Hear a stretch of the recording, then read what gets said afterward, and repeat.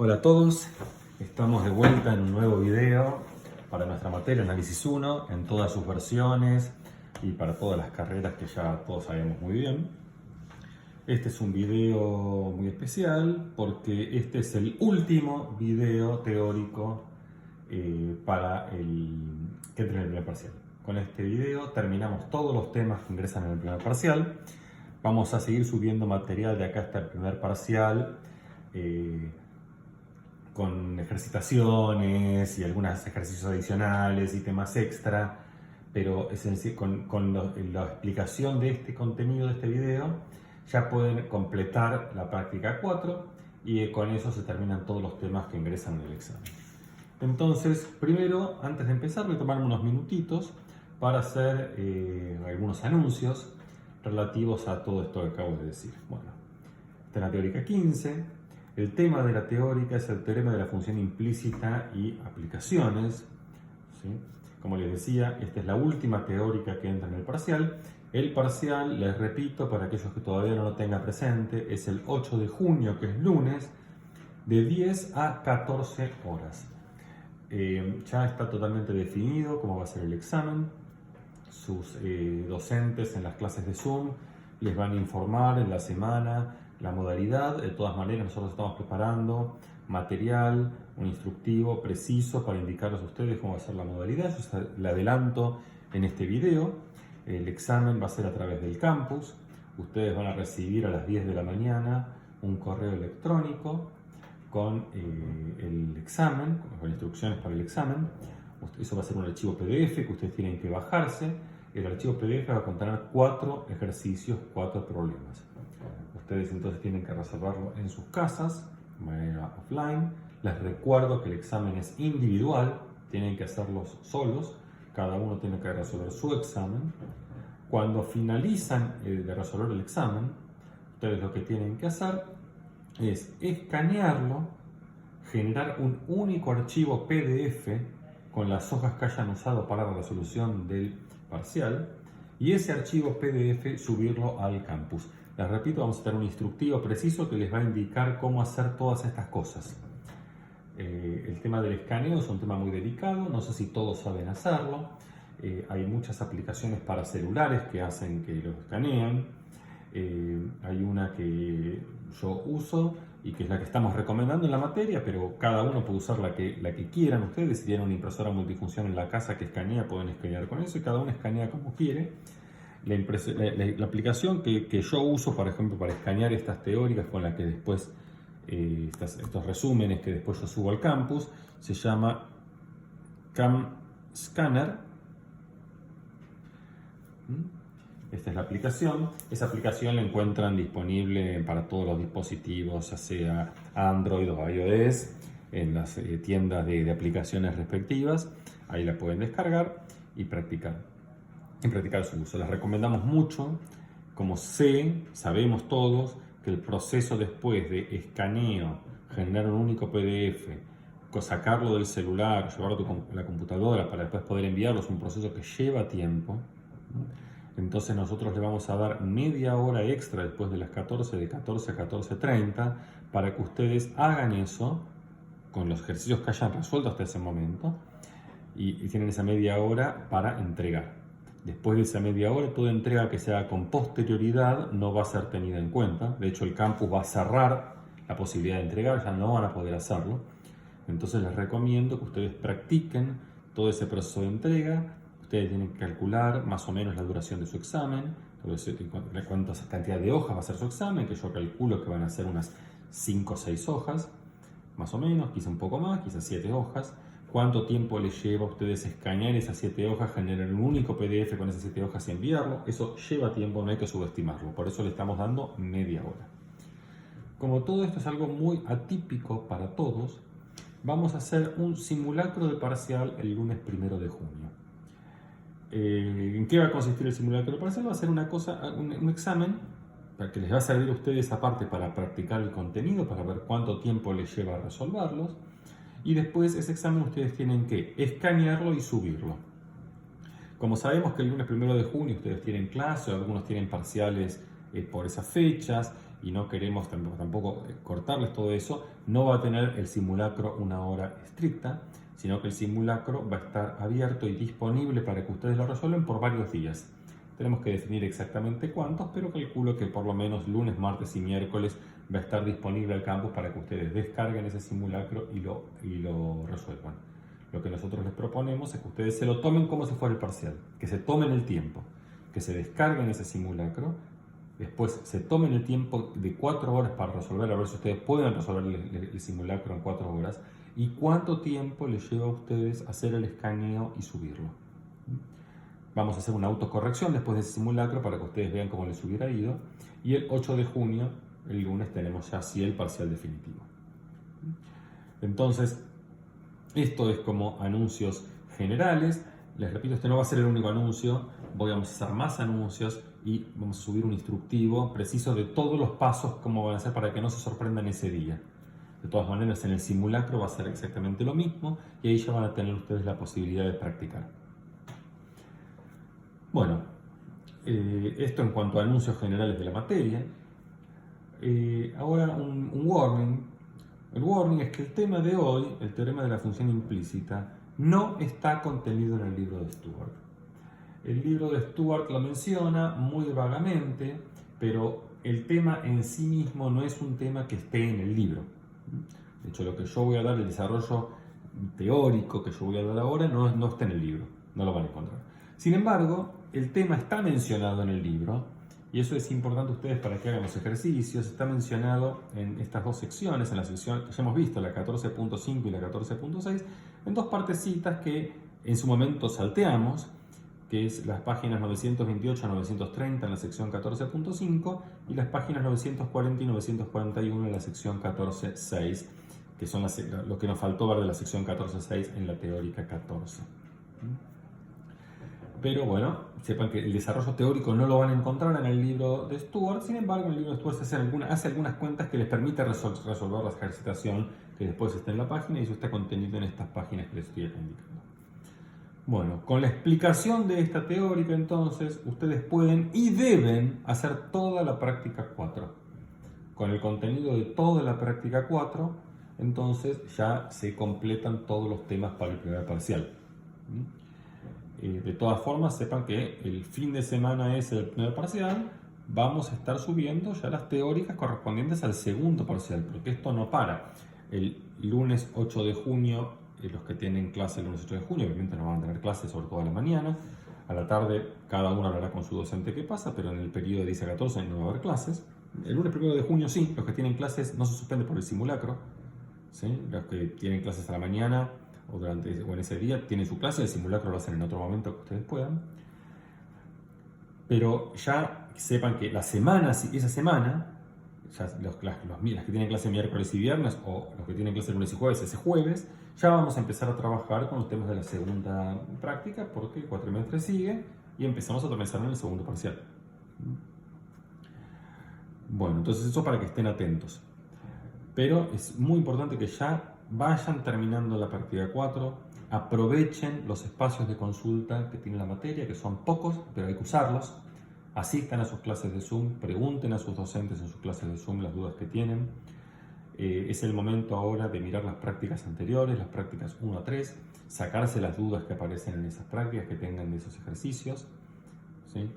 Consulten, aprovechen el foro del campus, ¿sí? Para hacer preguntas a ustedes. Hay docentes que más o menos han ido contestando algunas cosas, pero muchas respuestas se las dan entre ustedes. La idea del foro es que entre ustedes se colaboren. Entonces aprovechen esos espacios, saquen el jugo de esos espacios, y en las clases de Zoom se va a hacer mucha ejercitación y mucho repaso. Así que por favor no dejen de asistir a las reuniones de Zoom. Muy bien. Con todo este anuncio, ya empezamos con la teórica propiamente dicha, la parte matemática, pero quería primero decir una cosa muy importante. Hay una preocupación muy grande en general con cómo va a ser el resultado de este examen tomado de manera domiciliaria. No están ustedes presentes, nadie va a estar controlándolos. Entonces eso implica una responsabilidad muy grande de parte para ustedes, una responsabilidad mucho mayor de la habitual. Entonces yo espero que ustedes la tomen de esa manera, la tomen con esa responsabilidad. Ustedes saben y nosotros sabemos que el esfuerzo que hemos realizado todos, docentes y ustedes, de estar llevando adelante este cuatrimestre con una relativa normalidad y haber podido dar la materia de manera razonable, llegar a esta instancia de examen, es un esfuerzo enorme, enorme de todos, nuestros y de ustedes. No queremos que eso se desperdicie o que eso se tire a la basura por una toma de parcial de manera irresponsable. Ustedes sean muy responsables. El parcial ustedes lo tienen que aprobar o desaprobar de acuerdo a lo que han podido aprender en estas condiciones que hemos acá estudiado. No tiene sentido, no tiene ningún sentido que el parcial, que ustedes tomen ventajas por haber hecho el parcial de manera domiciliaria que no corresponde. Entonces nosotros confiamos mucho en ustedes. Fue una discusión muy grande entre docentes de cómo iba a ser la modalidad de examen. Nosotros elegimos confiar en ustedes. Esperemos por favor que eso sea así, que el examen les vaya a todos lo mejor posible, pero que el examen lo resuelvan como corresponde ser resuelto un examen en la instancia de la universidad. Bueno, muy bien. Entonces vamos a empezar ahora con el tema que nos toca, que es el teorema de la función implícita y aplicaciones. Muy bien, entonces, ¿cuál es el objetivo de lo que tenemos que estudiar ahora? Nuestro objetivo es el siguiente. Bueno, tenemos una función, ¿sí?, dada una función f, digamos en principio de 2 variables, después vamos a hacer la extensión a 3 variables, ¿no? Una función f de R2 en R. Lo que queremos hacer nosotros es queremos estudiar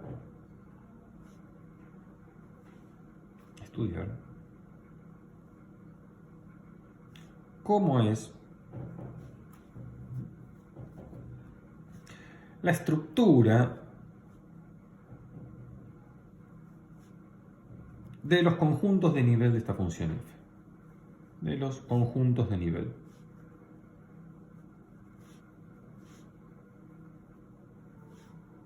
De f.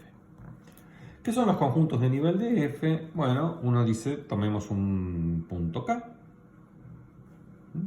un K real. Entonces vamos a mirar el conjunto de nivel, vamos a llamarle el C sub K, es el conjunto de nivel K. Este va a ser el conjunto de todos los x, y de R2, tales que f de x, y es igual a K. Entonces la pregunta es, bueno, este conjunto de nivel que tenemos acá, ¿cómo es? ¿Cómo es? ¿Hay alguna forma, le podemos decir más o menos técnicamente qué forma va a tener, qué aspecto va a tener? ¿Va a ser un punto, va a ser irregular, va a ser una curva, va a ser un parche del plano, va a ser un disco, va a contener un disco? ¿Cómo va a ser este conjunto que es así, visto de esta manera? Entonces, bueno, la respuesta es que en general va a depender mucho de la función y va a depender mucho del nivel, de la relación que hay entre el nivel K y la función f. Entonces, veamos un ejemplito. Veamos un ejemplito. Y tomemos como un ejemplo muy simple donde las cuentas las podemos hacer a mano, ¿no? Esa es la idea. Entonces, tomemos por ejemplo mi ejemplo que sea f de x, y igual x cuadrado más y cuadrado. Un ejemplo muy sencillo, muy sencillito. Y entonces miremos estos 3 conjuntos de nivel. El C-1, el C0 y el C1. Entonces, ¿qué sería el conjunto de nivel -1? Estos son los puntos x, y del plano, tales que x cuadrado más y cuadrado tiene que valer -1. El C0, ¿quién es? Son los x, y del plano, tales que x cuadrado más y cuadrado es igual a 0. Y el C1, ¿quién es? Van a ser los x, y del plano, tales que x cuadrado más y cuadrado es igual a 1. Entonces, cuando uno mira estos tres conjuntos de nivel, ve que tienen comportamientos muy distintos. Porque, por ejemplo, miremos el primero, el c menos 1. ¿Cuándo x cuadrado más y cuadrado vale menos 1? Bueno, x cuadrado siempre me da un número que es no negativo, mayor o igual a 0, y cuadrado es un número mayor o igual a 0, yo sumo de mayor o igual a 0, nunca puede dar menos 1. O sea, este conjunto es el conjunto vacío. Entonces acá vemos con un ejemplo que este conjunto puede ser vacío. Bueno, si lo miramos desde un punto de vista menos naif, es bastante claro. Este conjunto, para que el conjunto tenga sentido, ser definido, el k tiene que ser un número que esté en la imagen de mi función f. Porque justamente si no está en la imagen, bueno, nunca voy a tener un xy tal que f de xy sea k. Necesitamos que k esté en la imagen de f. Entonces, en este caso, vamos a de alguna manera eliminarlo. Cuando estemos estudiando conjuntos de nivel de la función, nos va a interesar aquellos k que estén en la imagen de f para garantizarnos de que este conjunto no sea vacío. Ahora, sin embargo, lo que vemos es que acá tenemos dos tipos de comportamientos distintos. Cuando miramos acá este conjunto C0, el conjunto de nivel 0 de esta función, ¿qué nos da de acá? Que se comporta que esto es un único punto que llamemos el 0, 0. Es el conjunto formado por este único punto, porque es el único punto del plano que cuando hago y cuadrado más y cuadrado me da 0. En cambio acá, ¿qué tenemos? ¿Qué es esto? Esto me da la circunferencia unitaria. Vamos a llamarla así. C. La circunferencia unitaria. En este caso, si voy a graficar todos acá en un mismo eje coordenado, este es x, este es y. Y acá voy a dibujar con este punto naranja, es el C0. Y vamos a dibujar acá con color celeste el C1. Entonces, este es el C0, es el naranja, y el C1 es el celeste. Entonces, bueno, vemos que tiene una estructura distinta, digamos, uno es un punto y el otro es una curva. De hecho, esta curva, lo que uno ve en una curva es que, por ejemplo, si yo miro la curva de a pedacitos, miro por ejemplo este tramo que está acá de la curva, esa curva va a ser el gráfico de una función y igual phi de x. No va a ser toda la curva el gráfico de una función, ¿no es cierto? Eso ya lo sabemos desde siempre. Esta curva celeste no es el gráfico de una función porque para este valor de x, por ejemplo, le están correspondiendo 2 valores de y. Pero sin embargo, yo puedo hacer así. Esta curva yo la puedo describir, por ejemplo, acá si despejo y en función de x, ¿no? Uno tiene que x cuadrado más y cuadrado es igual a 1. De acá despejo y me queda que x cuadrado es igual a 1 menos x cuadrado. Y de acá saco que y puede ser más o menos la raíz cuadrada de 1 menos x cuadrado. Entonces, cuando uno tiene esta expresión para y, lo que dice es, bueno, perfecto, yo de la ecuación esta, f de x igual a k, puedo despejar y en función de x. Puedo despejar y en función de x. ¿Y qué quiere decir esta función? Llamémosla, bueno, en principio el despeje no tiene por qué ser único, justamente porque esta curva no es el gráfico de una función, pero cuando pongo más, tengo la semicircunferencia de arriba, y cuando pongo menos, tengo la semicircunferencia de abajo. Entonces, sacamos alguna opción, alguna elección. Por ejemplo, elegimos la parte de arriba. Elijo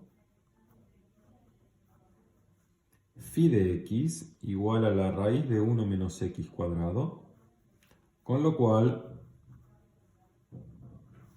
y es igual a phi de x.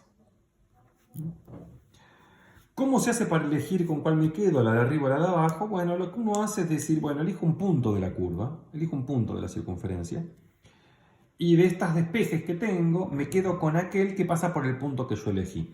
Por ejemplo, el punto que voy a elegir yo acá es el polo norte. Vamos a llamarlo con la letra E en el polo norte. El polo norte tiene coordenadas x igual 0 igual 1.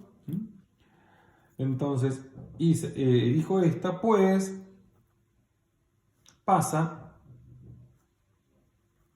por el punto 0, 1. Si hubiera elegido el polo sur, si mi punto hubiera sido el polo sur, por ejemplo, entonces el despeje que tendría que haber elegido es menos la raíz cuadrada de 1 menos x cuadrado, ¿no? Bueno, cuando uno hace un despeje así, ¿cómo chequeo si el despeje es correcto o incorrecto? ¿Qué tengo que hacer con este despeje? Phi, lo meto en la ecuación de vuelta. Lo meto en la ecuación. Y si me da 1, es que el despeje es correcto, ¿no? Es decir, yo tengo que hacer f de x phi de x, y esto debería darme 1 siempre. Pero esto es igual a x cuadrado más phi de x al cuadrado. Y esto es igual a x cuadrado más raíz de 1 menos x cuadrado al cuadrado, que es igual a x cuadrado más 1 menos x cuadrado. Este se cancela con este y me queda 1. O sea, el despeje es correcto. Siempre f de x, phi de x, que sí, vale 1 para cualquier valor de x. Entonces, a lo largo de todo el gráfico S, pertenece a la curva, al conjunto de nivel C sub 1. Ahora, fíjense también que, bueno, así como yo hice este despeje, podría haber elegido despejar al revés, ¿no? Podría haber elegido despejar y.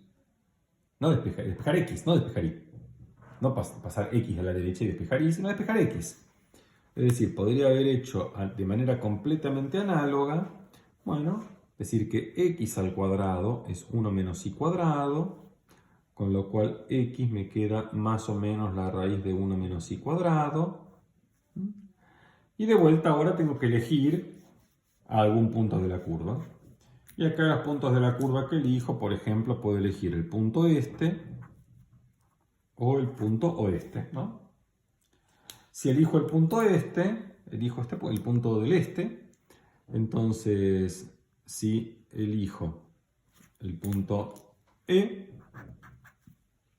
me queda que x va a ser igual a psi de i, que es la raíz de 1 menos y cuadrado. Y ahora este es mi despeje. Y bueno, ¿cómo hago para chequear de vuelta? De manera completamente no hago la cuenta, pero uno chequea que si hago f de psi de i, i, esto vale 1 para todo valor de i. Muy bien. Entonces, cuando uno hace esto, dice, bueno, si yo puedo despejar una variable en función de la otra, podría ser tanto despejar y en función de x como despejar x en función de y. Si consigo hacer eso, entonces yo lo que pruebo es que el conjunto de nivel es el gráfico de una función de RNR, con lo cual es una linda curva como la que estudiábamos en el ciclo básico. Entonces, la pregunta abstracta, cuando uno tiene una función f general, ¿es factible hacer esto siempre en un nivel general? Y fíjense que en general, si a mí me dan una ecuación que sea un poco más complicada que esta, y no mucho más complicada, ya hacer el despeje se torna imposible, ¿no? Hacer el despeje se torna imposible. Por ejemplo, fíjense este ejemplito que es el que vamos a trabajar después. Mi ejemplito sería que f de xy sea x cubo más y cubo menos xy. Y me dicen, bueno, ¿qué pasa con C0? Entonces yo igualo a 0 acá y trato de despejar x o trato de despejar y. Y bueno, si uno es más o menos hábil con la manipulación de estos términos, al ser una cúbica, todavía puede ingeniárselas y despejar, aunque no va a ser tan sencillo. Pero ustedes enseguida ven como la dificultad de esto puede escalar enormemente. ¿Qué pasa si yo acá pongo x sexta y x más y séptima menos logaritmo de x más y? ¿Qué pasa cuando la fórmula se empieza a complicar? En general está bien, el despeje es cuando yo puedo hacer el despeje a mano. Responder a cómo es la estructura de estos conjuntos de nivel resulta ser más o menos simple, pero cuando las funciones son más complicadas, o ni hablar en el caso abstracto, en el caso genérico, en el caso general, digo, perdón, bueno, hacer eso es imposible. Entonces tenemos que buscar alguna alternativa diferente. Bueno, y de eso trata el teorema de la función implícita. El teorema de la función implícita es lo que me va a estar diciendo es cuando yo puedo a estos conjuntos de nivel, que necesito que obviamente no sean vacíos, es decir, que K esté en la imagen de la función, cuando ese conjunto de nivel yo puedo hacer un despeje de y en función de x o de x en función de y entonces ese conjunto de nivel se transforma en el gráfico de una función de una variable. Eso es el objetivo de lo que tiene el teorema de la función implícita. Entonces, ahora, al final de todo voy a llevar a escribir el enunciado del teorema de la función implícita, pero primero voy a pedir que me tengan un poquito de paciencia. Voy a trabajar ahora en un contexto abstracto, en este contexto general, y vamos a tratar de hacer algunas cuentas para entender cómo es que uno piensa estas cosas y cómo es que llega a la posibilidad de que exista una forma de despejar y en función de x. Me parece bastante instructivo filosóficamente. Me enseña cómo tratar con un problema general difícil, ¿no? Entonces, digo ahora, tratemos de entender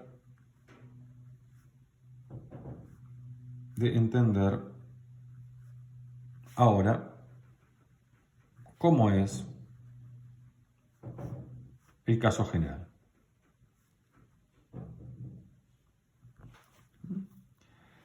Entonces tenemos nosotros f de xy igual a k.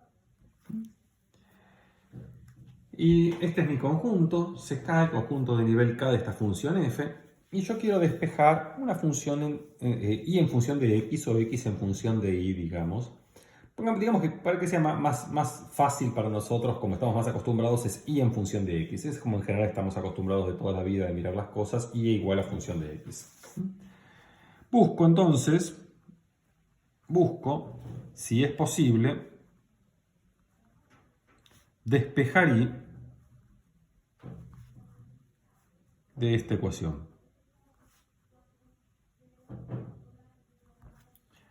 Bueno, ¿qué es despejar y? ¿Qué es despejar y? Primero, para poder despejar y esta ecuación, necesito que este conjunto no sea vacío.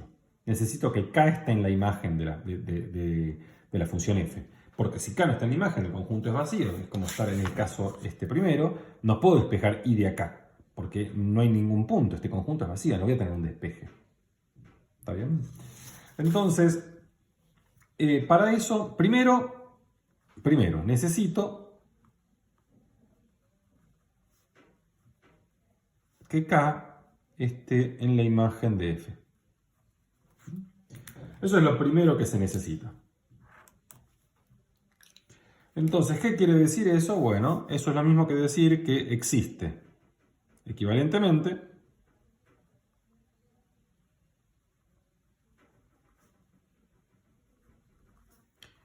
quiero que exista un x0 y 0, tal que f de x0 y 0 sea igual a k. Lo que es lo mismo que el punto x0 y 0 pertenece al conjunto de nivel CK. ¿Está bien? Eso es lo primero. Si no tengo un punto en el que existe, si el conjunto es vacío, no hay nada que hacer. Ya ahí no hay despeje posible, no voy a tener y en función de x, no voy a tener nada porque no hay ningún punto en el conjunto. Entonces lo primero que uno necesita es que haya un punto. Bueno, ese punto digamos que está dado. En general no es tan difícil encontrar un punto porque, bueno, es como hacían en el CBC, tengo una ecuación con dos incógnitas, bueno, digamos, le doy algún valor arbitrario ahí y despejo x de ahí, más o menos me las puedo rebuscar. En la mayoría de los ejemplos, en muchos ejemplos de interés, uno de estos lo tiene. Bueno, entonces ahora quiero despejar y. Entonces lo siguiente que hay que entender es, de acuerdo a lo que vimos acá, ¿qué es despejar y? Despejar y es encontrar una función phi de x tal que y sea igual a phi de x. ¿Y qué quiere decir que y es igual a phi de x? Quiere decir que cuando yo evalúe f en x, phi de x, eso tiene que darme siempre el nivel que estoy mirando. Entonces, lo segundo es entender qué significa un despeje. Entonces, despejar y significa encontrar una función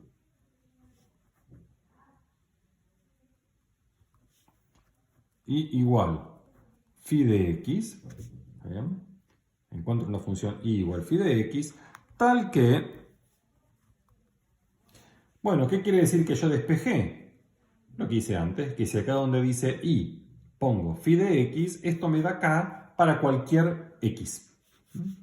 Tal que, si yo hago f de x, phi de x, esto me dé k para todo x. ¿Sí? Eso quiere decir haber despejado de esta ecuación, que es exactamente lo que hicimos acá. ¿Sí? Yo despejé y me encontré mi phi. ¿Qué quiere decir que es el despeje? ¿Cómo verifico que despejé bien? Lo meto en la ecuación original y me tiene que dar igualdad. ¿Sí? Eso quiere decir que despejé bien. Bueno, eso es exactamente lo que estamos diciendo acá. ¿Sí? Entonces, eso es despejar. ¿Qué es despejar y? Es encontrar una función tal que cumpla esto. Bueno, si conseguí esto, ¿quién es el conjunto de nivel CK? El conjunto de nivel CK es el gráfico de esta función phi. Entonces, por lo menos, bueno, hay una cosa más que tengo que pedir, porque ya que tengo un punto, lo que quiero es que cuando x valga x0, phi de x0 sea y0. Quiero que pase por el punto que tenía. Tal que se cumpla esto y que phi de x0 sea y0. Tiene que pasar por el punto que yo sé que tiene. Eso es lo que hicimos acá, ¿no? Porque en general cuando uno despeja y, había dos posibilidades. Bueno, yo elegí un punto, si elegí el polo norte, entonces ahí tenía este despeje. Si hubiera elegido el polo sur tenía otro. ¿Bien? Entonces acá tenemos un despeje que pasa por el punto que yo elegí. Y entonces, cuarto, una vez,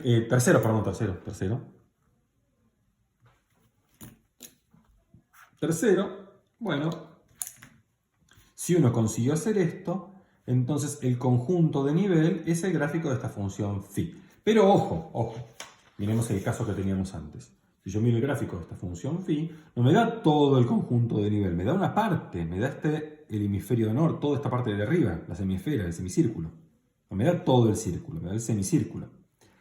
Entonces quiere decir que este gráfico no me da todo el conjunto de nivel, pero me da una parte, me lo da lo que se dice localmente. Me describe localmente el gráfico, me describe el conjunto de nivel cerca del punto que yo elegí. Entonces, lo tercero es CK es el gráfico de phi cerca, esto voy a ponerlo entre comillas, del punto x0 y 0. Cerca, ¿por qué? Porque es medio una informalidad, hay que decir cerca. Bueno, hay un delta, un epsilon, no tiene mucha importancia para nosotros ahora eso. Pero lo que quiero que quede claro, y se ve en el ejemplo, que el despeje no tiene por qué dar necesariamente todo el conjunto de niveles, sino da una parte, da un cachito. Y quizá en este caso, en este ejemplo, con los dos despejes, estos dos despejes ya consigo todo el conjunto de nivel. En un conjunto de nivel más complicado, quizá necesito muchos cachos, muchos pedazos, más de dos. Bueno, eso dependerá del ejemplo, de cada caso particular. Bueno, entonces este es nuestro objetivo. Nuestro objetivo va a ser lo siguiente. Tengo que tener un punto de mi conjunto de nivel. Tengo que poder despejar y. Y una vez que despejé y, ya sé que el conjunto de nivel va a ser un gráfico, el gráfico de esa función phi. Entonces va a ser una curva. Por eso el conjunto de nivel muchas veces se le dice, con una especie de abuso de terminología, curvas de nivel. ¿Por qué? Porque típicamente son una curva. Pero observen acá, los conjuntos de nivel, C1 sí es una curva, C0 no es una curva, es un punto. C-1 no es nada, es vacío. Entonces los conjuntos de nivel a veces son curvas, a veces no. Entonces cuando le decimos curvas de nivel, bueno, tiene que ser una curva. Lo que estemos queriendo entender ahora es cuándo va a ser una curva y cuándo no. Entonces la parte más difícil de todo este esquema, la parte más difícil, obviamente, es esta.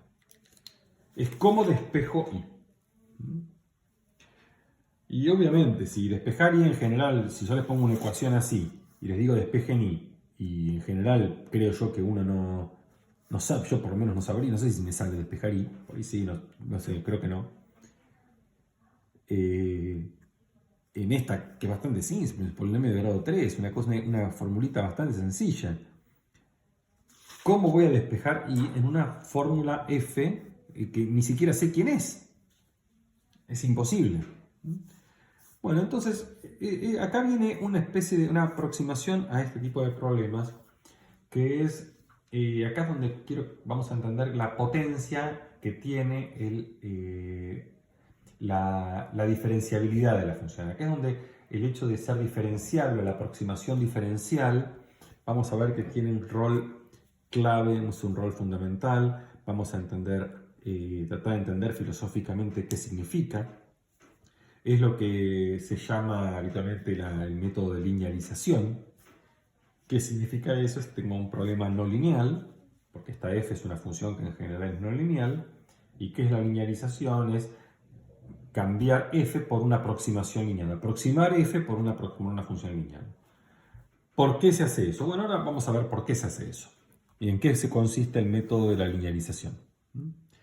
Entonces, para entender el problema general, lo que uno tiene que hacer primero es entender los casos fáciles. El caso más fácil es el que f sea lineal.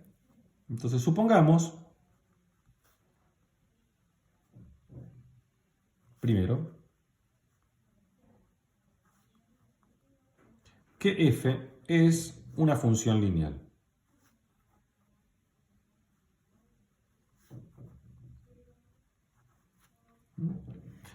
Entonces, que f sea una función lineal quiere decir que f de xy sea de la forma ax más bi más c. Entonces, si f es una función lineal, digamos que tengo las cosas bastante facilongas, me parece, ¿no? Porque si f es una función lineal, uno, ¿qué hace? Toma acá, quiero despejar y. Entonces, tengo ax más bi más c igual a k. Y despejo, ¿no? ¿Qué me queda? Me queda que bi es k menos c menos ax y divido por b. Bueno, si b no es 0. ¿Sí? Si b es 0, estoy en problemas. Si b no es 0. Entonces acá digo, si b es distinto de 0, entonces y es igual a k menos c menos ax dividido b. Esta función que encontramos acá es mi función phi de x. Bueno, como a mí me parece una condición, ¿no? Para que yo pueda despejar una función lineal, bueno, tiene que aparecer la i, que es bastante medio obvio, ¿no? Si no aparece la i, no voy a despejar i, no tengo nada que decir ahí. Pero cuando es una función lineal, el problema queda resuelto de manera bastante sencilla. En esta cuenta, cuando uno la analiza con un poquito más de detalle, descubre algo bastante interesante, que es que en principio no necesito que mi función sea totalmente lineal, me alcanza con que sea lineal en i. Con eso alcanza. Porque, por ejemplo, si f de xy fuera una función a de x más una función b de x por i, ¿sí? La misma cuenta puedo hacerla, ¿no? Porque entonces cuando me queda f de xy igual a k, esto es a de x más b de x por i igual a k, y resto. De acá saco que i tiene que ser k menos a de x dividido b de x, siempre y cuando este b de x no se anule, obviamente, ¿no? Pero fíjense que en realidad que sea completamente lineal no es algo que interese, solo interesa que sea lineal en i, lineal en la función que quiero despejar. No es que esto vaya a ser muy importante en lo que sigue, pero bueno, es una observación que quería hacer que la linealidad lo que ayuda es la linealidad respecto de la variable que quiero despejar, respecto de y. Respecto de x, la verdad que no me interesa. Acá podría tener una función de x muy complicada, total, si yo le voy a tirar para el otro lado. Lo que me interesa es que sea lineal en y. Entonces, ¿qué me dice esto? Dice, bueno, si mi función fuera lineal, entonces lo que puedo hacer yo es despejar fácilmente y ya tengo mi función phi. Bueno, entonces, ¿en qué consiste el método de linealización? ¿Sí? Que es lo que vamos a aplicar ahora y vamos a ver que es algo que vamos a aplicar bastantes veces más adelante en la materia. Entonces, la idea para el caso general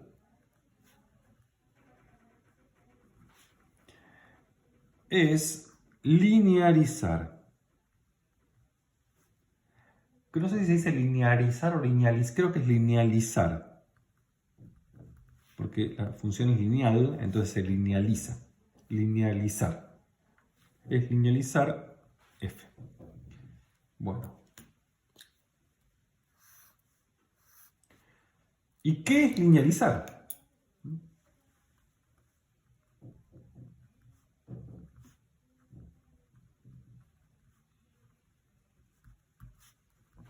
¿Qué es linearizar? Eso es algo que los que están haciendo física 1, tanto la gente de física, la gente de química, y creo que los de atmósfera y oceanografía también, es algo que ya han usado. Por ejemplo, muchas veces creo que ustedes han resuelto ya la ecuación del péndulo, y cuando resuelven la ecuación del péndulo les queda una ecuación diferencial que no la pueden integrar, no la pueden resolver, pero el argumento que usan ahí es, dicen, bueno, si el péndulo oscila poco, si el ángulo es pequeño, el seno del ángulo, el seno de tita, ¿sí?, es aproximadamente tita. Entonces el seno de tita es aproximadamente tita, lo que ven es que la ecuación del péndulo se transforma con hacer incendio de cambio, cambiando el seno de tita por tita, se cambia la ecuación del oscilador armónico, que es así, la integran y la resuelven explícitamente. Pido perdón a los que no hayan visto esto todavía, pero bueno, es un comentario que les va a servir a aquellos que sí lo vieron, el que no lo obvie.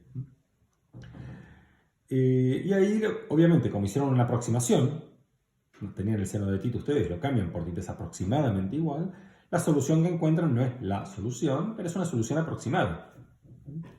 Bueno, eso es exactamente el método de linealizar. Ustedes tienen una función no lineal, seno de tita en ese caso. Con esa función no lineal el problema no lo pueden resolver.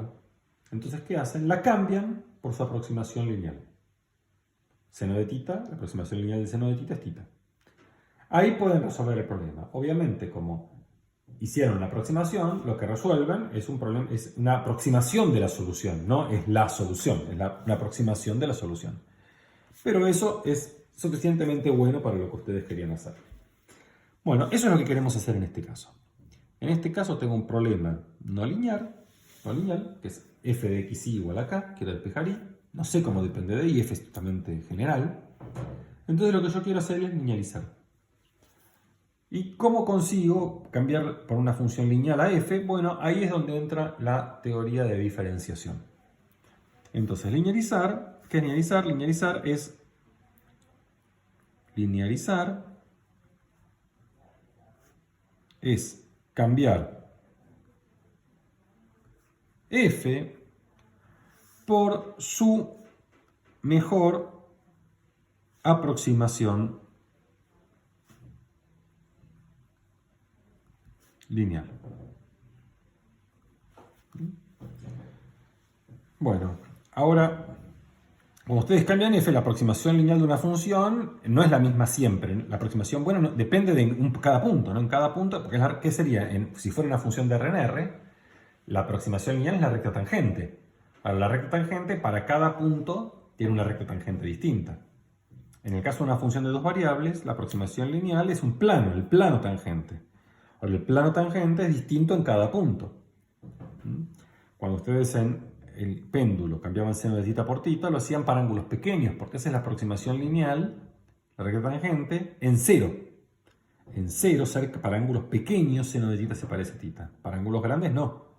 Entonces esa aproximación vale para ángulos pequeños. Bueno, entonces acá, para cambiar f por una aproximación lineal, tengo que decir, bueno, esa aproximación va a ser buena cerca de un punto. ¿Y cerca de qué punto? Bueno, aquí es donde viene, vamos a usar la parte 1. Vamos a usar que yo conozco un punto que pertenece al conjunto de nivel.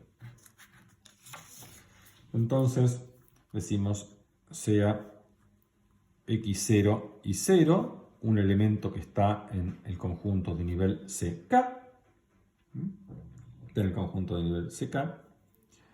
Esto quiere decir que cuando yo calculo f de x0 y 0, esto me da k. Y lo que voy a hacer es, si x y están cerca de x0 y 0, yo puedo aproximar f por su aproximación diferencial. Luego, f de xy, esto va a ser f de x0 y 0 más el gradiente de f en x0 y 0, producto escalar x menos x0 y menos y0, más el error, que llamémoslo así, epsilon sub f en xy, x0 y 0. Ese es el error de aproximación que cometo. ¿Qué quiere decir? Si f es... Esto, obviamente esto, como ya les dije muchas veces, esto siempre se puede hacer, siempre que tenga gradiente, ¿no? Siempre se puede hacer, porque esto no es decir nada, esto es simplemente decir que este epsilon sub f es... Esto lo paso restando, es dar una definición de quién es epsilon sub f, nada más que eso. Pero si f es diferenciable, lo que sabemos es que este epsilon sub f es algo muy chiquito. Es algo tan chiquito que cuando lo divido por el módulo de x menos x0 y menos y0, ese límite tiende a 0. Entonces, si f es diferenciable en x0 y 0, entonces sabemos que el límite cuando xy tiende a x0 y 0 de epsilon sub f de xy, x0 y 0, dividido la raíz cuadrada de x menos x0 cuadrado más y menos y0 cuadrado, acá dice un x0, este límite es 0. Esto está queriendo decir que esto es muy chiquito. Esto es muy chiquito. Entonces, ¿en qué consiste linealizar?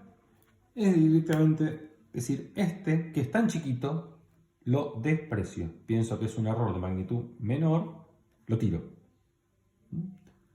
Entonces, como es muy pequeño, si f diferenciable es muy pequeño, asumo que puedo eliminarlo. Puedo hacer de cuenta como que no existe. Eso es linealizar. Obviamente, atrás de cada vez que uno linealiza, hay un matemático que prueba un teorema. Hay un teorema que tiene que probar que eso efectivamente se puede hacer. ¿Sí?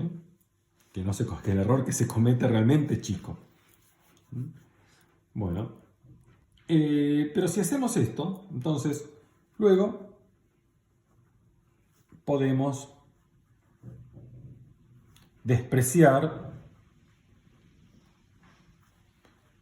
el error de aproximación.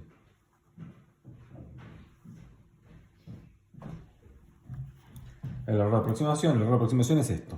Epsilon f en x, y, x0 y 0. Entonces, si lo desprecio, lo que estoy diciendo es que f de xy es aproximadamente lo que tengo acá. F de x0 y 0, que ya vimos que vale k, ¿no? Esto es k, más... Bueno, voy a escribir un poco mejor este producto interno. Este gradiente, recordemos que el gradiente es el vector que tiene la derivada respecto de x en x0 y 0, la derivada respecto de y en x0 y 0. Cuando hago el producto escalar me queda f sub x en x0 y 0 por x menos x0 más f sub y en x0 y 0 por I menos I0. Bueno, vendría el error, pero el error estamos suponiendo que lo puedo despreciar.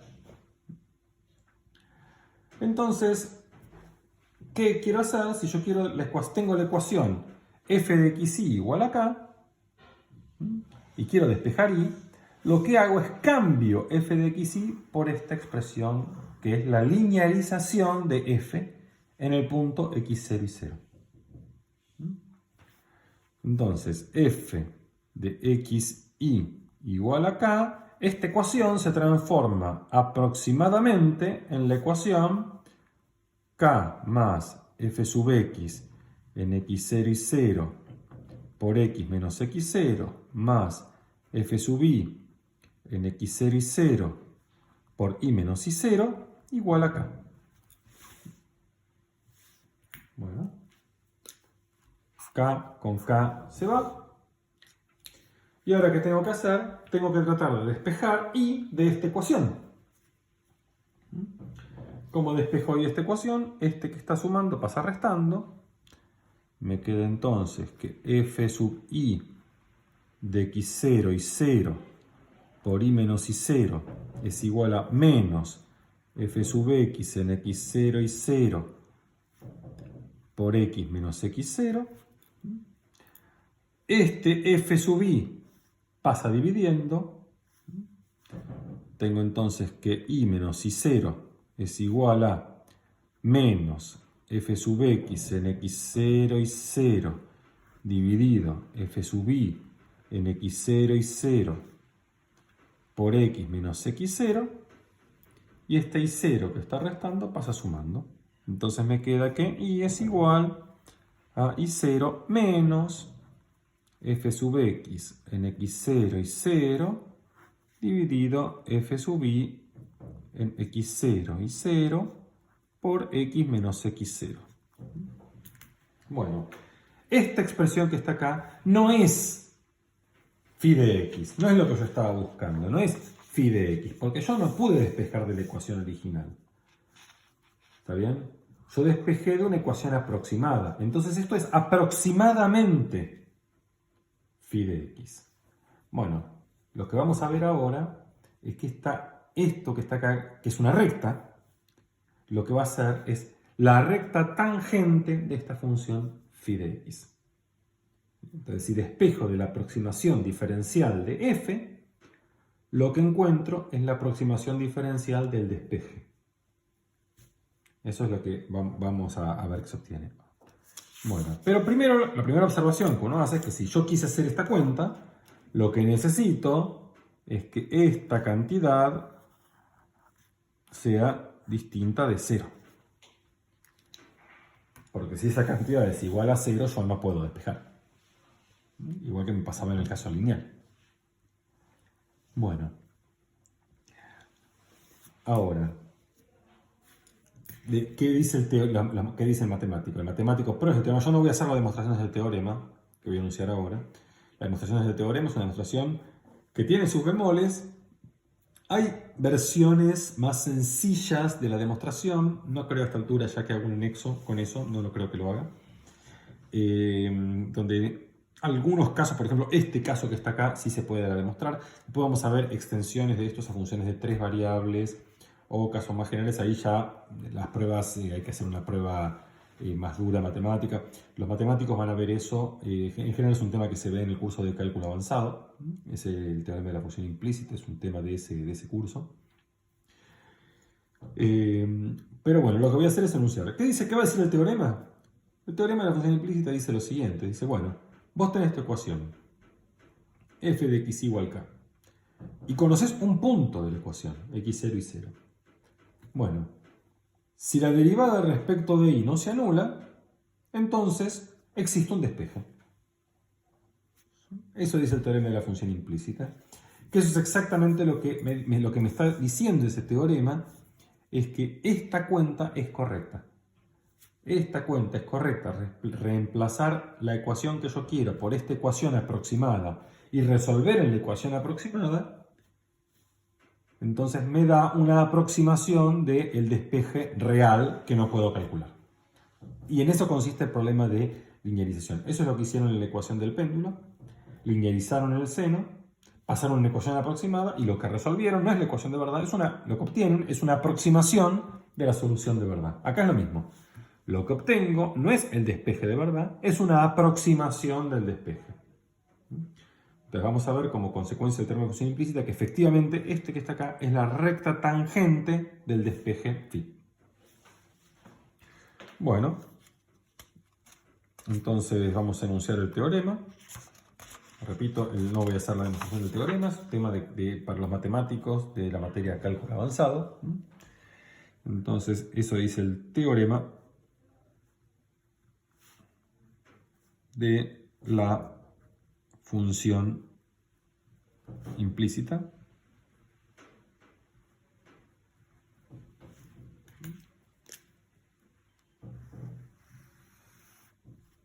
Entonces, ¿qué dice el teorema de la función implícita? Dice lo siguiente, dice, sea f de xy.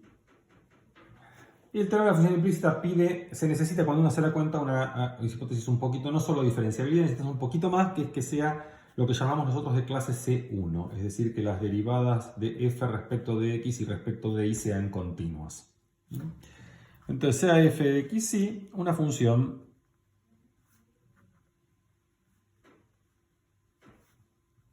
de clase C1.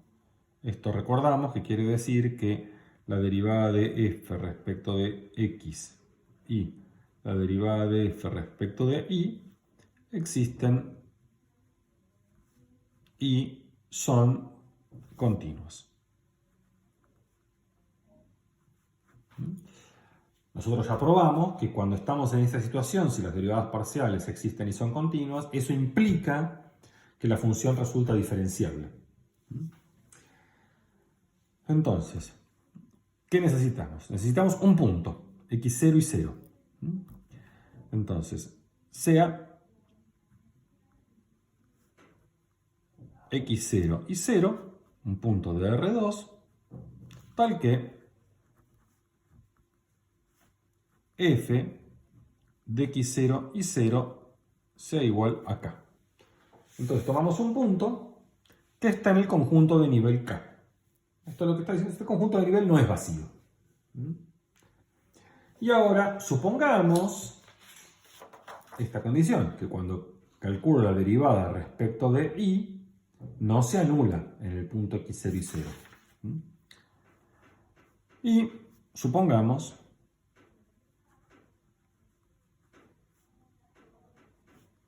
que cuando calculo la derivada de f con respecto a y en x0 y 0, esto me da distinto de 0.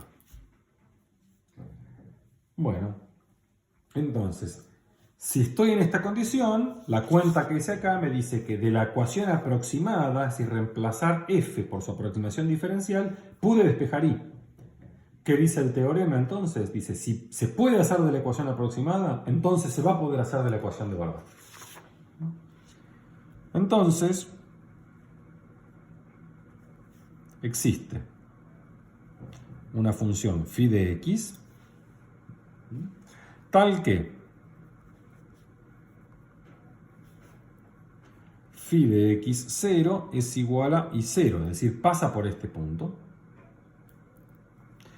Esta función phi es de clase C1, es decir, tiene derivada y la derivada es una función continua. Y tal que pasa esto, y que es un despeje. ¿Qué quiere decir que sea un despeje? Cuando yo miro f de x, phi de x, esto vale k para todo x.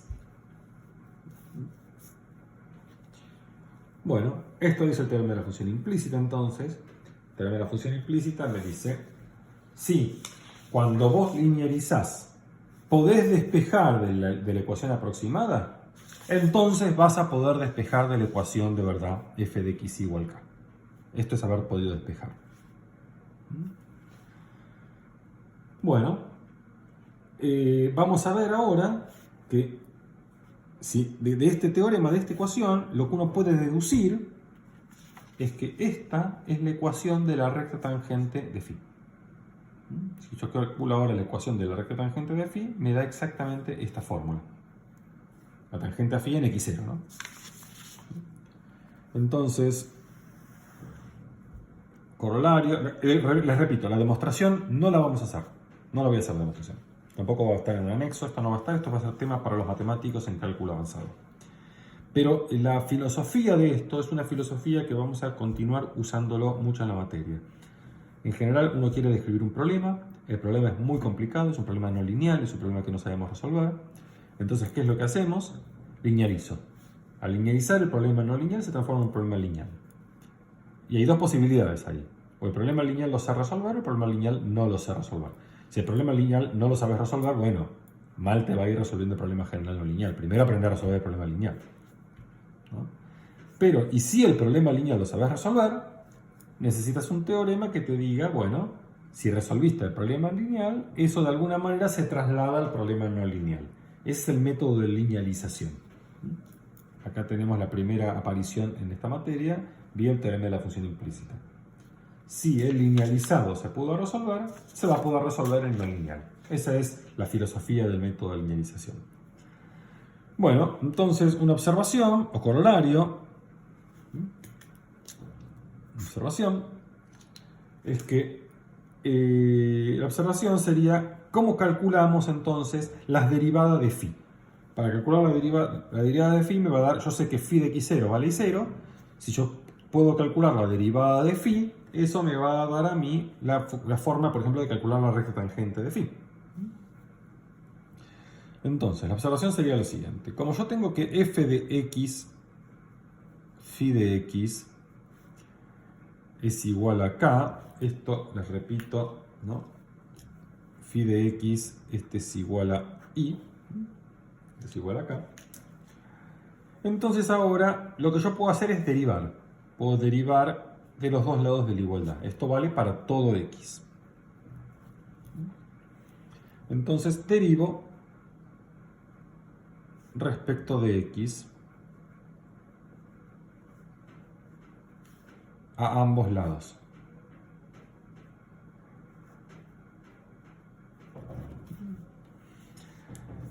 Bueno, para derivar acá voy a hacer mi diagrama de arbolito. Entonces, acá tengo f. F depende de dos variables. Depende de x y depende de y. Pero a su vez, x es x, pero y es phi de x, o sea, y depende de x. Este es el arbolito que tengo para f. ¿Sí? F depende de dos variables, de x y, x ya está, pero y depende de x. Entonces yo quiero derivar respecto de x esta composición. ¿Qué tengo? Tengo por un lado esta ramita. Eso quiere decir que tengo que poner la derivada de f con respecto a x en x, phi de x. Por nada, porque ya está, ¿no? Más, y ahora tengo que poner esta ramita. Voy a seguir acá abajo porque ahí no me voy a entrar. Tengo que poner la derivada respecto de y, la derivada de f respecto de y en x, phi de x, por la derivada de y respecto de x. La derivada de y respecto de x. Y esto tiene que ser igual a la derivada de k, que es 0, k es una constante. Bueno, muy bien. Pero ¿quién es este? ¿Quién es la derivada de y respecto de x? No es otra cosa que phi'. Este es phi' de x. Muy bien. De acá puedo despejar phi'.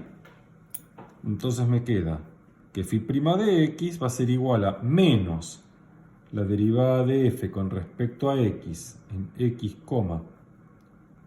phi de x, todo dividido la derivada de f con respecto a y en x, phi de x.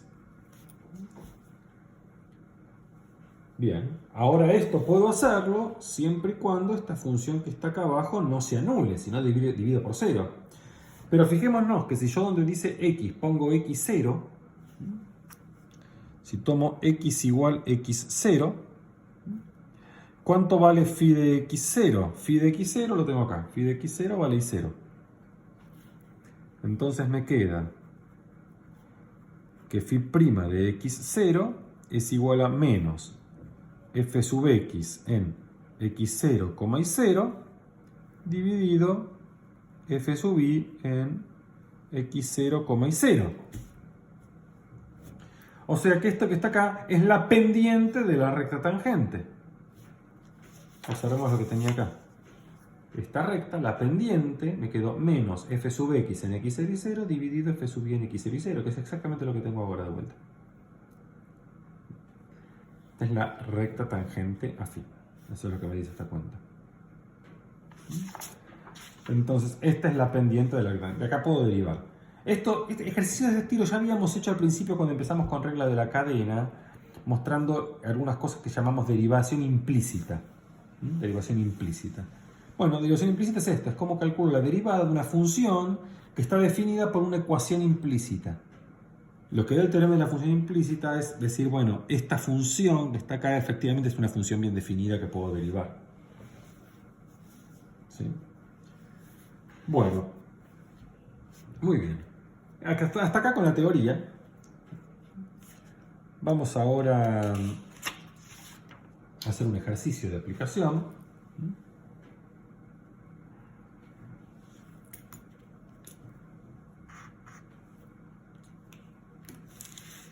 El ejercicio de aplicación va a ser lo siguiente. Bueno, ese que había puesto antes es diría el ejercicio, tomamos f de xy, tomamos la ecuación directamente. La ecuación es x cubo más y cubo igual a xy.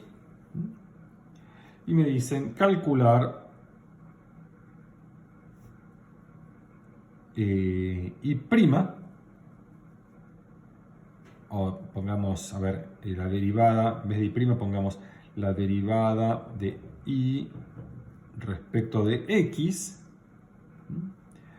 en el punto 1, 1. Observemos que el punto 1, 1 es un punto que está acá en esta superficie. Si x es igual a... ¿qué dije? En el punto... tengo que poner acá un 2, perdón, discúlpenme. Porque si no, no me da. En el punto 1, 1, acá tengo 1 más 1 es 2. 2 igual a 2, ahí está. Esto está bien, en el punto 1. Bueno, entonces el punto 1, 1 es un punto de esta superficie. ¿Quién sería? ¿Cómo se resuelve este ejercicio? Uno toma mi función f de xy. En este caso es x cubo más y cubo menos 2 veces xy. Y lo que yo quiero calcular es C0.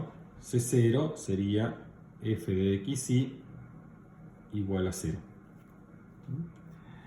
Y el punto 1, 1 es un punto que está en C0. Es decir, que f de 1, 1 vale 0. Entonces, ¿qué dice el teorema de la función implícita? El teorema de la función implícita me va a decir, bueno, si yo quiero calcular, ver si puedo despejar y respecto de x acá, lo que tengo que hacer es calcular la derivada de f con respecto a y en xy. ¿Esto cuánto vale?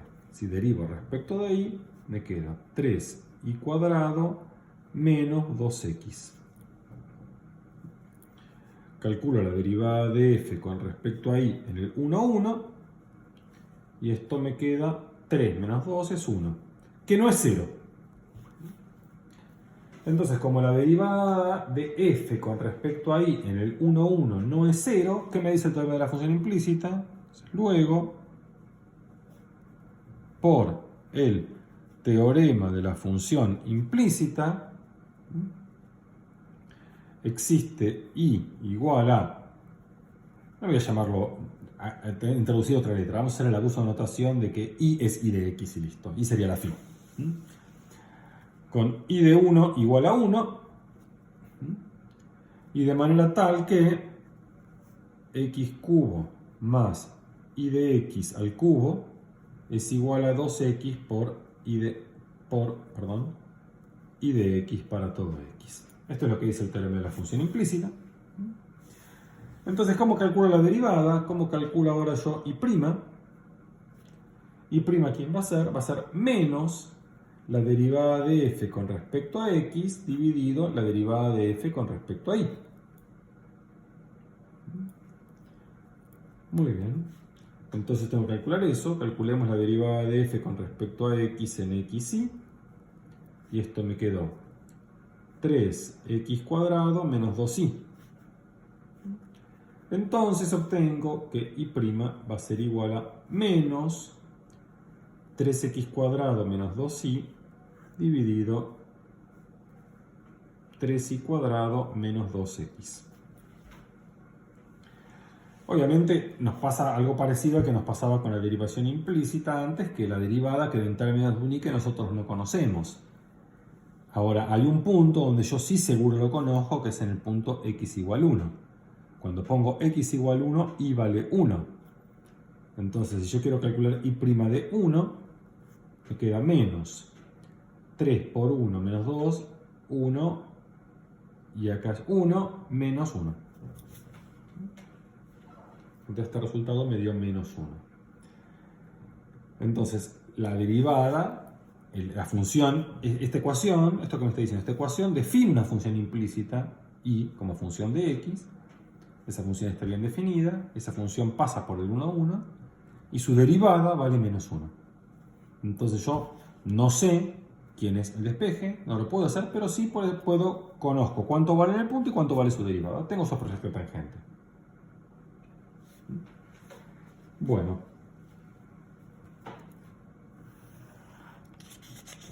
Todas estas cosas que hicimos para funciones de dos variables, obviamente se extienden a funciones de más variables. Entonces, este teorema se extiende a f de x y z igual a k. Entonces, ¿qué va a decir el teorema? De manera completamente análoga. ¿Qué quiero hacer ahora? Ahora busco despejar alguna, por ejemplo, z en función de xy, o x en función de yz, o y en función de xz. Busco despejar una variable en función de las otras dos. Digamos que quiero despejar z. Busco despejar z. Entonces esto es que z sea igual a phi, que ahora es función de xy. Y esto quiere decir que cuando yo haga f de x y phi de xy, esto tiene que ser igual a k para todo xy. ¿Sí? Entonces, ¿qué dice el teorema de la función implícita en este caso? Bueno, mismas hipótesis. F de clase C1. F de clase C1. Tenemos un punto F de x0 y 0, z0 igual a k. Y cuando miro la derivada respecto de la variable que quiero despejar y la derivada de f respecto de z en el punto x0 y 0, z0 no es 0. Entonces, existe una función phi de xy tal que phi de x0 y 0 es igual a z0 y cuando miro f en x y phi de xy, esto es igual a k para todo xy. Bueno, de manera totalmente análoga, uno puede calcular las derivadas parciales de phi. Bien, a ver si no me olvidé nada. Muy bien. Entonces, la observación ahora. Observación.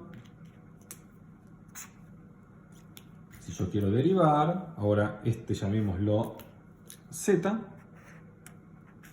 ¿no? Z es phi de x, y. Entonces yo tengo f de x y z. Mi arbolito va a ser así. F depende de tres variables, x y z, pero z depende de x y de y. Entonces, si yo quiero calcular ahora, yo miro f de x y z igual a k y derivo respecto de x, digo la derivada respecto de x de f de x y z va a ser igual a 0, pero ahora cuando derivo esto tengo que hacer la de la cadena. ¿Qué ramitas tengo? Vamos a hacer en verde las ramitas de la derivada respecto de x. Tengo esta rama y tengo esta rama. Entonces este que está acá es la derivada de f con respecto a x en x y z, más, sería por la derivada de x respecto de x, que es 1, más, en y no tengo que derivar porque no hay x ahí. Y ahora va la derivada de f con respecto a z en x y z por la derivada de z respecto a x. La derivada de z con respecto a x. Esto tiene que ser igual a 0. Y si derivo respecto de y, lo mismo, ¿no? Derivada respecto de y de f de x y z. Esto tiene que ser igual a 0. Y ahora las derivadas respecto de y las voy a hacer con rojo. Son esta ramita y esta ramita. Esas son las ramitas que derivan respecto de y. Entonces, esta derivada, ¿qué me queda? Me queda la derivada de f con respecto a y, esta primera ramita, en x y z. En x no hay nada, porque acá no hay dependencia de y. Más, y ahora viene esta rama, f respecto de z, en x y z, por zi, la derivada de z respecto de y. Y esto tiene que ser igual a 0. Y de acá uno despeja. Z era phi, entonces obtengo que phi sub x en x y es igual a menos f sub x en x y phi de x y dividido f sub z en x y phi de x y. Y acá saco phi sub y. Phi sub y en x y es igual a menos f sub y en x y phi de x y dividido f sub z en x y phi de x y. Estoy viendo que el video se está haciendo un poco largo, entonces lo que voy a hacer es, lamentablemente no voy a poder terminar hoy. Voy a agregar un video más teórico que va a salir a mitad de la semana y con ese sí vamos a terminar. Pero me queda un tema chiquito, pero si no me va a agregar media hora más de video y ya se va a hacer bastante insoportable. Entonces, con este hago un ejemplo de tres variables y el tema que falta lo hacemos en un video aparte. Me parece que va a ser lo mejor. Bueno, entonces pasamos a hacer el ejemplo y con eso terminamos.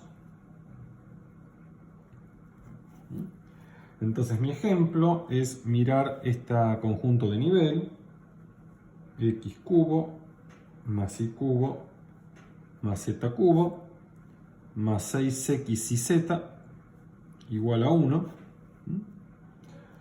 Y me dan un punto que sería, el punto que me dan es el 0, 0, 1. Sabemos que este punto verifica porque si x es 0 e y es 0 y z es 1, acá se va porque 6 por 0 por 0 por 1 es 0. 0, 0, 1 al cubo es 1. Perfecto, este punto está en el conjunto de nivel. Entonces me piden probar que puedo despejar z como función de x, y calcular las derivadas de z en el punto.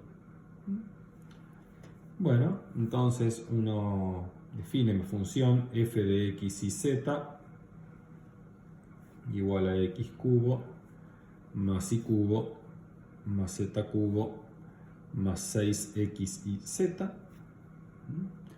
y lo que sabemos es que f del 0, 0, 1 es igual a 1. Entonces yo quiero despejar de la ecuación f de x y z igual a 1. Entonces tengo que calcular las derivadas parciales respecto de z. Calculo la derivada de f respecto de z en x y z, y esto me da, si derivo respecto de z, 0, 0, 3z cuadrado más, y cuando derivo respecto de z me queda 6xy. Evalúo la derivada de f respecto de z en el 0, 0, 1, y esto me da 3, que es distinto de 0. Entonces, TFI implica que existe z igual a phi de xy despeje. Es una P, despeje, tal que phi del 0, 0 sea 1. El 0, 0 tiene que valer 1. Muy bien, ¿y cómo calculamos ahora las derivadas de z? Tengo que calcular las derivadas de f respecto de las otras variables. Entonces yo sé que la derivada de phi con respecto a x en el 0, 0 es menos f sub x en el 0, 0, 1 dividido f sub z en el 0, 0, 1. Y la derivada de phi con respecto a y en el 0, 0, esto es menos f sub y en el 0, 0, 1 dividido f sub z en el 0, 0, 1. Esta es la cuenta que acabamos de hacer acá, ¿no? Phi sub x es menos fx sobre fz. Phi sub y es menos fi sobre fz. Entonces tengo que calcular estas dos cantidades. Pero cuando calculo la derivada de f respecto de x en x y z, esto me quedó. Respecto de x tenemos 3x cuadrado, 0, 0, más 6 y z. Cuando calculo la derivada de f respecto de y en el x y z, respecto de y tengo 0, 3y cuadrado, 0 más 6xz. Cuando calculo entonces la derivada de f respecto de x en el 0, 0, 1, 0. Y cuando calculo la derivada de f respecto de y en el 0, 0, 1, también me da 0. Entonces, 0 dividido 3 es 0, 0 dividido 0, entonces estos dos números, phi sub x en 0, 0 me dio 0, y phi sub y en 0, 0 me dio 0. Muy bien, entonces con esto terminamos el video, ya quedó bastante largo. La verdad que pensé que iba a poder terminar hoy, pero no, me parece que mejor va a ser completar con un video los temitas extras que quedan. De todas maneras, ustedes ya pueden hacer prácticamente toda la práctica. Avancen, estudien mucho y probablemente el miércoles a la mañana ya aparezca ahora sí el video final antes del primer parcial. Bueno, saludos a todos, nos vemos.